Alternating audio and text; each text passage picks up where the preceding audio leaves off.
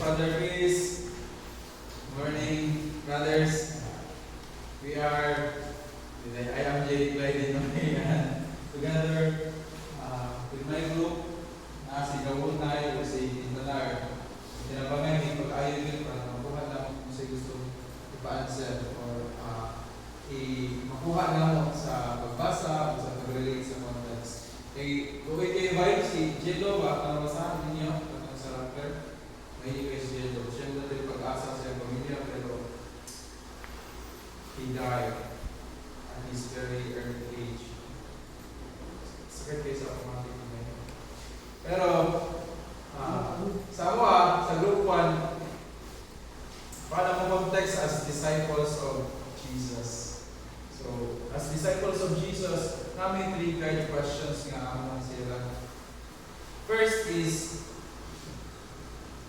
analyze the situation from the perspective of Jesus' message of the reign of God.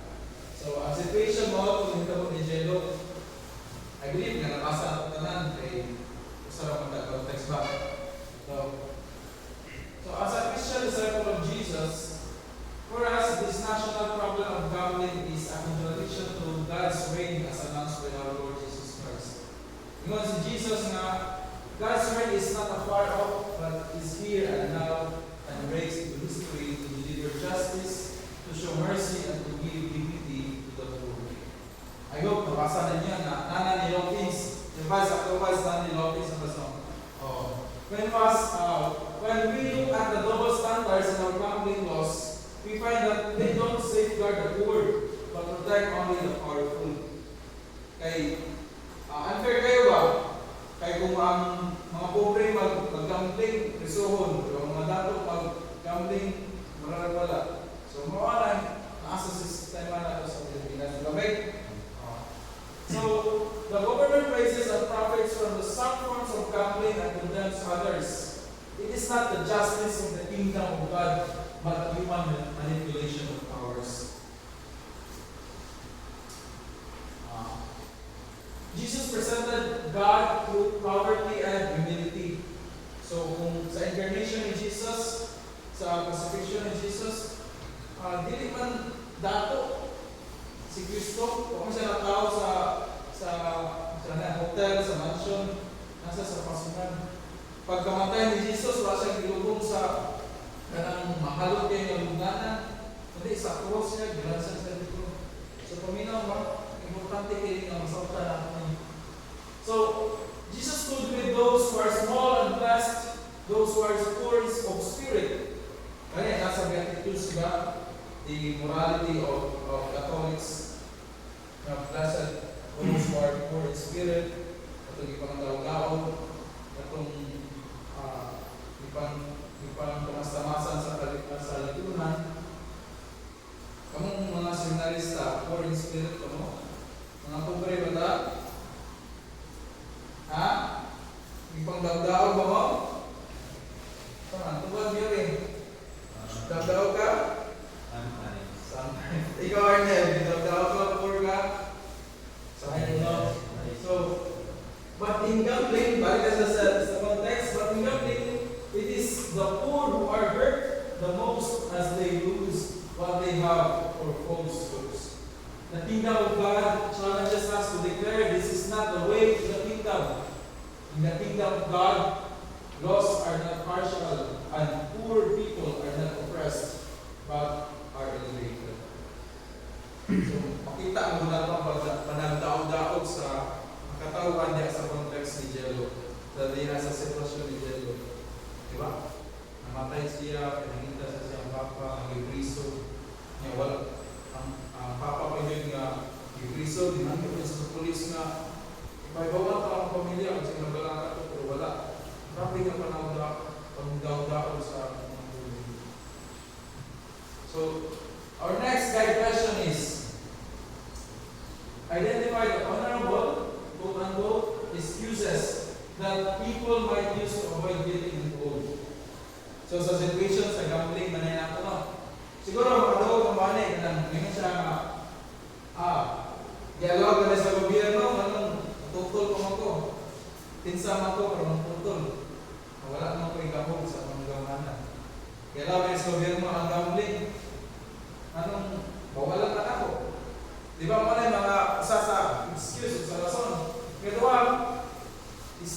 entertainment or lingaw-lingaw ra wala.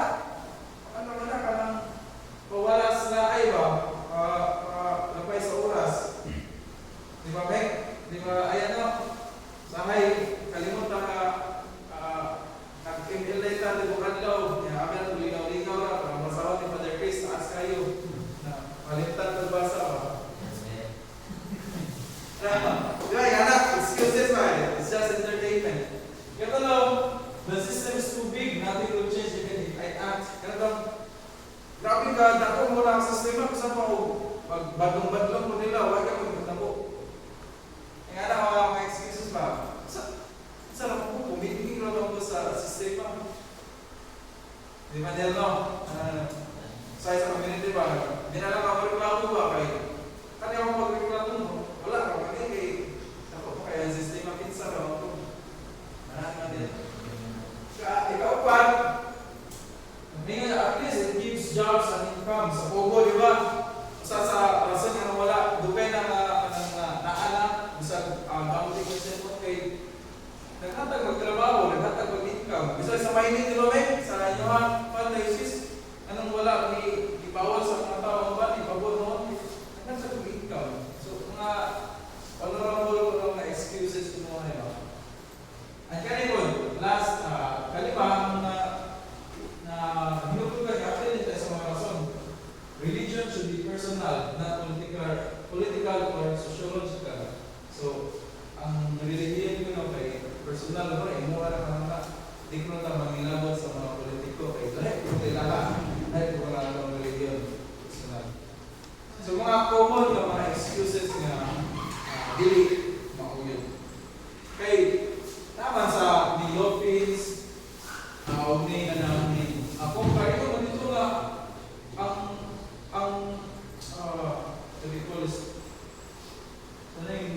repentance is not only personal but also social. Repentance is not only personal but also national. Guys, sa mga Israelites, inigbaso, kaya dili naman ito nakasala, may magbaso lang, tinangan. Di ba? Amen. Amen, brothers? Yes.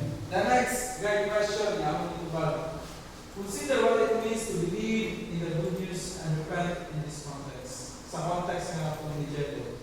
So, sa among nasabtan sa duha ka readings ni Lopez and ni Congar, believing the good news this time is to trust that we are saved only by God's kingdom and not by chance or by money, by trusting only in the God who binds up the brokenhearted, who feeds the poor children, and who beautifies every human being. Ano man na kaniya ang realization sa believe in the good news. Kaya good news, ako yung duman sa subject natin ng traditional magisteryo, isa itong good news, man. The gospel. Jesus. Jesus Christ Himself. Amen? Amen. So, sa context ng Evangelio, yung papa, naningpad ba? Musugal ko basta tayo makapalit ko ka sa ning. Musugal ko ba basta nung makahawa sa kahirapan na. Pero dili, dapat believe in the good news. Nga siya ang muhatag pagkaon ninyo, kung trabaho ka, dili sa maot nga makaayon, kung trabaho ka ng subay sa pagpupunto sa Ginoo ba? So, tana. And then, to repent means we must turn away from indifference and complicity. It means we cannot join or benefit from systems that exploit the poor. Repentance is also social. Meaning, ang pag-repent na ito, dili lang kayo magbasol ko sa mga pagaling na alagin mo. Bago na ko, hindi sa kamusugal. So, dili. Italuan na bagong repentance o bagong principle o prinsipyo notion or ideas sa repentance. And we must speak, act, and stand with those who are harmed by family and the unjust laws surrounding it. So, kung mag-repent ka, kinahanglan na ay social aspect. Kinahanglan, ayaw kung mag-repent ka na dili na pag-inom, dapat mag-inom ka, dili na pag-inom nga, dili ka lang mag-inom kay panasubot sa ulong sa Ginoo. Pero may mga dili na ako mainom niya. Ako agdahon si Joshua, si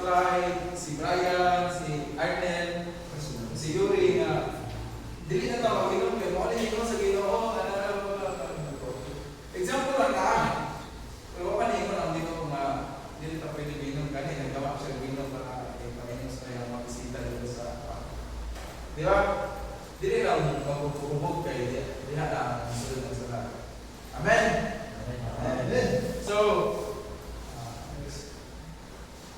ato lang. Mato ang 3 guys